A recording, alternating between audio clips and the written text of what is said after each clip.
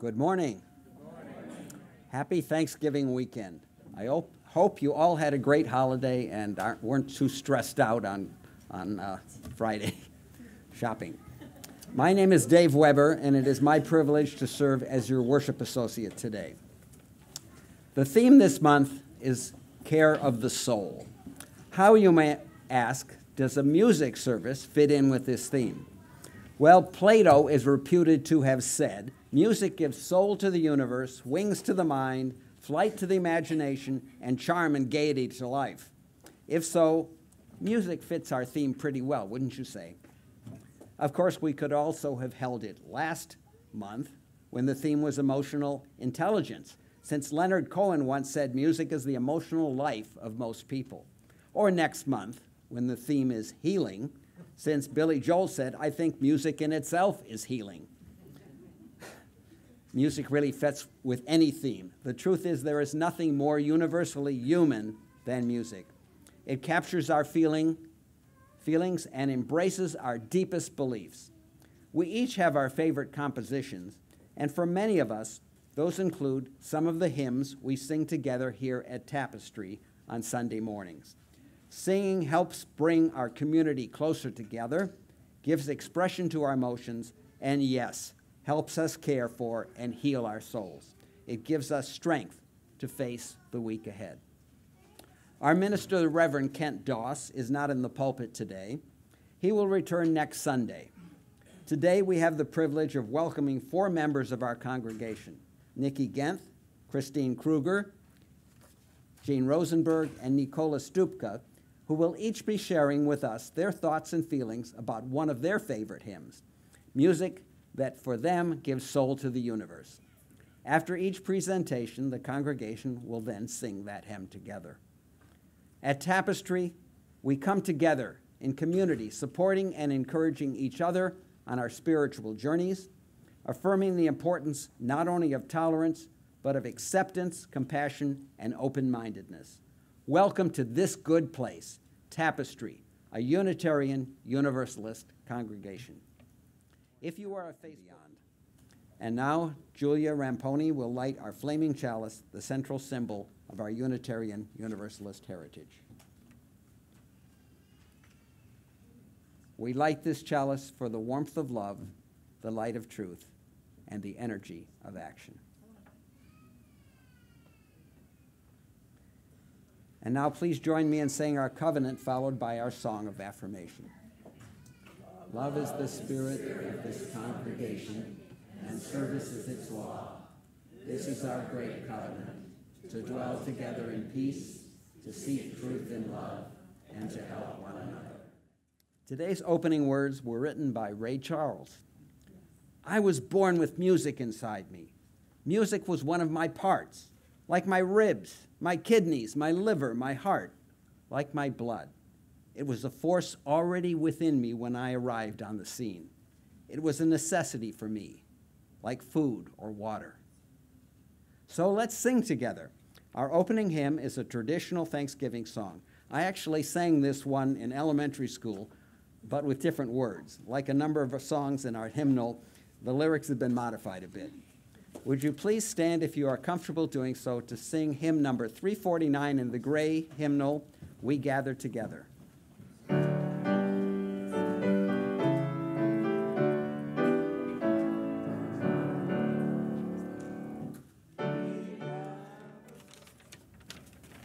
Hello, my name is Nikki Genthy. If you don't know who I am, I'm 24, and I'm the girl that walks around with the piano purse. The hymn I chose to talk about today, well, it's more like the very first UU hymn I ever consciously encountered that changed my life, is When I Breathe In, number 1009 in this book. It's by Sarah Dan Jones. And I began attending Tapestry late this past spring. However, my introduction to Unitarian Universalism began a few years prior while I was studying classical music at Southern Oregon University in Ashland, Oregon. So I grew up in Orange County, but it was not as idyllic as what the Real Housewives of Orange County would lead you to believe on TV. As avid members of Saddleback Church, My family's lives gravitated around this place, like our planet to the sun. Saddleback had a part in all facets of my life, including music. All my classmates went there, and their parents went there. And by the time I was 12, I brought my Bible to school with me daily, argued with teachers, especially the sciencey ones, viewing every social interaction as a potential battle for a person's soul. I was so ingrained, I did not immediately notice the hate around me packaged tightly with what I thought was love at the time. I thought the intensity of it all, the exclusivity, the overwhelming anxiety surrounding my salvation was normal until I began doing my own research and asking, I guess, what were the right questions. So I mentally and emotionally left the church, although it took me nearly a decade to find peace within myself, to stop living in fear of that supposed horrifically hot place all the bad people go to. By the time I made it to Ashland, Oregon, though, I was still anxiety-ridden. Despite that negative experience, I still missed having that sense of community each week, which is what led me to UU. I'd heard a rumor or two about that group of hippies down the block.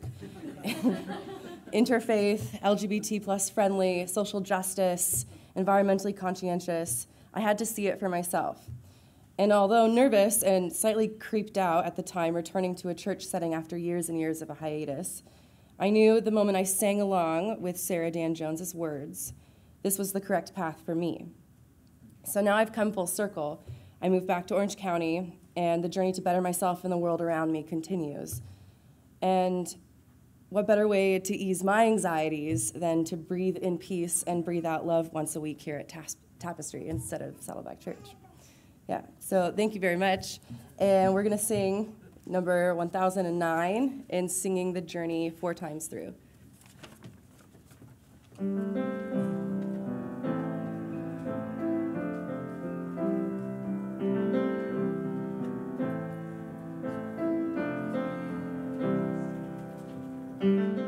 Hello, good morning. My name is Christine Kruger, and the hymn I chose is called De Colores, number 305. I enjoy many hymns, so it was difficult to choose just one to share with you. But this song, De Colores, stood out to me because the melody is joyful, it's upbeat, and multicultural. After the president election a few weeks ago, I was feeling, let's say, a range of emotions and concerns for the future. So I looked for some solace in hymns. I searched out a variety of hymns on the internet.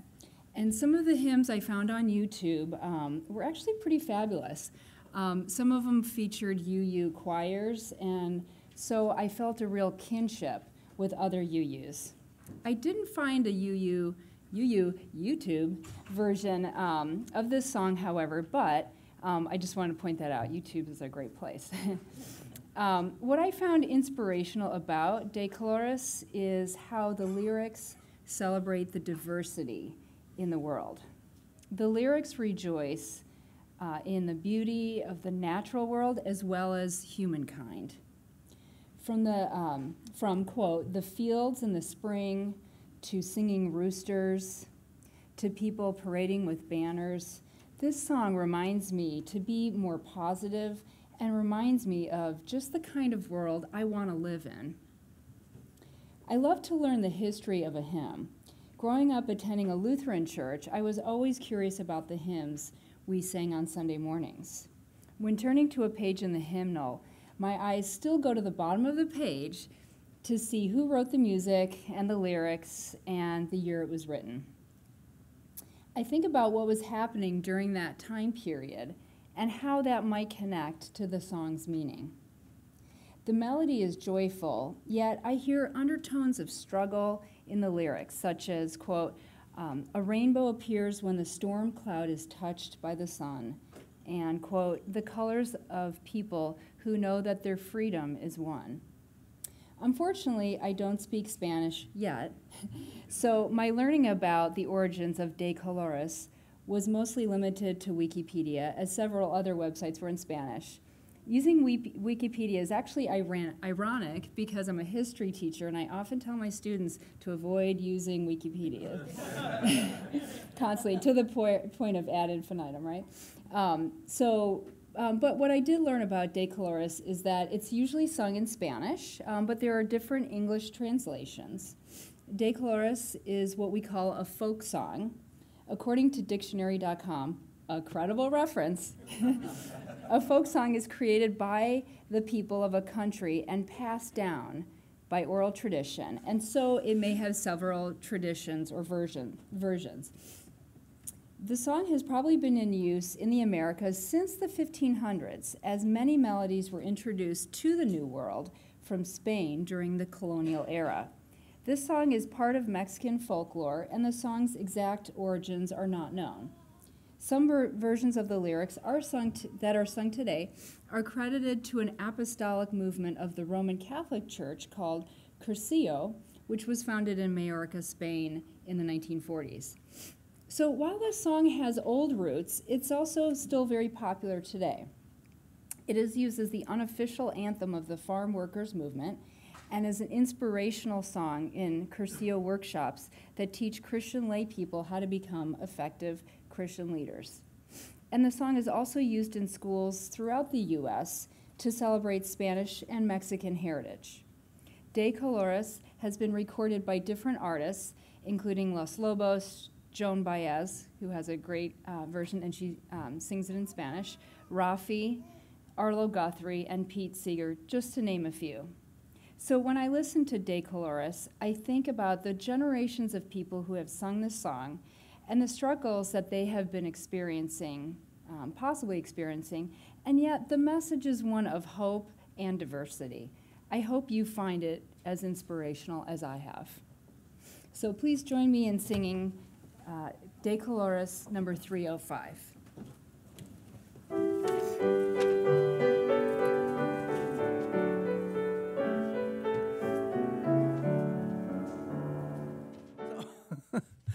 I'm Gene Rosenberg, and after I gave Nicole the name of the song I was choosing, she emailed back and said something that I interpreted as, I can't wait to see how you're going to explain this.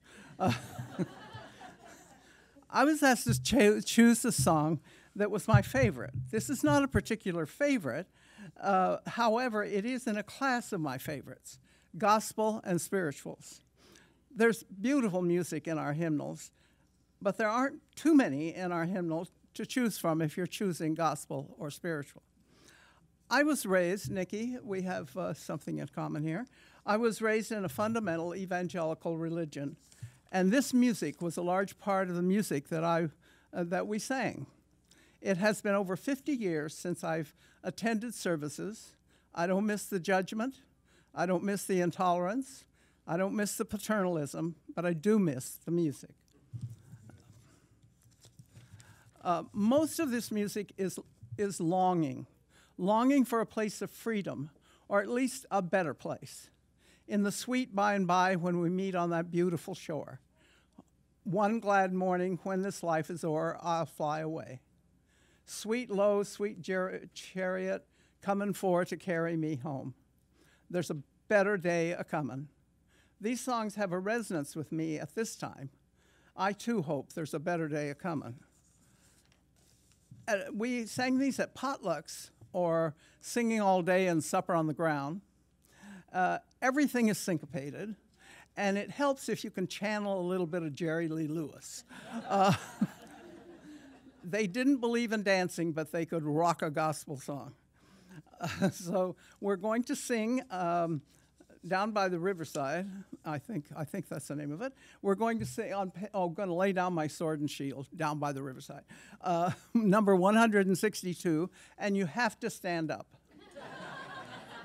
And you have to loosen those joints a little bit and feel this music, okay? Now, I know that my friend over here can do that, and so I'm going to ask you to come up here and help me. Come on, because you've got a voice and I don't. You. I can't see the words. Oh, well, we are going to have a problem, aren't we?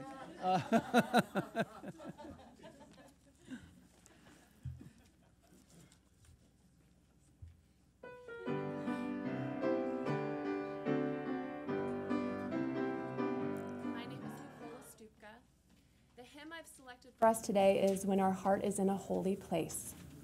Music is an invaluable part of our experience here at Tapestry, and lately I've been thinking about how the events taking place in our lives shape the way we interpret and respond to these songs.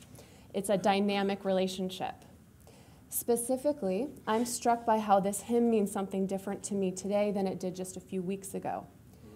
I selected this hymn just before Election Day. At that time, I thought the hymn could be a source of hope, given the vitriol and hate we were witnessing on a daily basis as the election drew to a close. And like so many of us, at the time, I felt certain that hate would be rejected on election night. I plan to point to these lines in the hymn as a confirmation of my optimism. Quote, "We are blessed with love and amazing grace when our heart is in a holy place." The morning after the election, as I was preparing for work after a night of what felt like no sleep, my eyes landed on my desk and on the printout of this hymn and my notes for today's talk that no longer felt quite right. For some reason, I put these papers in my bag to take with me. As I made my way into work, I didn't know what I would say to my students. I teach in an international program at UCI, and politics is a topic broached carefully, if at all, in my classes. Since I teach professional communications and etiquette, I tell my students that politics, like religion, is a topic we deem off limits in most professional settings. I answer questions students might have about our political system, but I don't reveal my personal views. Yet this election season and its outcome were unlike anything I'd ever experienced. And when I got to school, I saw that my students were shaken too. As I sat in the classroom and prepared for class, I saw this hymn in my stack of papers and read it again. For the briefest of moments, it grounded me. All around me, my students were talking about the election. They were afraid. Their parents were afraid. Should they leave the program and go back home? They didn't know, and I certainly didn't know what to tell them.